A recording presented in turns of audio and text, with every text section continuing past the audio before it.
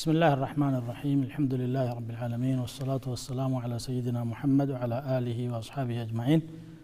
ودن دموجنا اهتوج زاري يجي متاهلاችሁ ደግሞ ሙሉ ቀናችንን ከጧት አንስተን ስራ ላይ ነው የምንለው ያው ስራው የተለያየ ነው የሚሆነው ነብዩ ሰለላሁ ዐለይሂ ወሰለም እንዳሉት كل الناس يغدو فبائع نفسه فمعتقها أو موبقها እያንዳንዱ ሰው ማልዶ ይወጣል ነፍሱን ሽጦ ይውላል ወይ ነፃ ያወጣታል ወይ ያጠፋታል አሉ ስምሪቱ የሚሰማራበት ነገር ሐላልና አላህ የሚወደው ከሆነ ነፃ ያወጣታል ካልሆነ ደግሞ ራሱ ላይ ጥፋት ሲሰራ ውሎ ነው የሚመለሰው ማንንም ጥፋተኛ ጥፋቱ ራሱን ነው የሚጎዳው መልሶ ማለት ነው ግን ማታ ማታ መለስ ስንል ግምገማና ዱዓ ያስፈልጋል እሱን ነው ላስታውስ የፈለኩት ምክንያቱም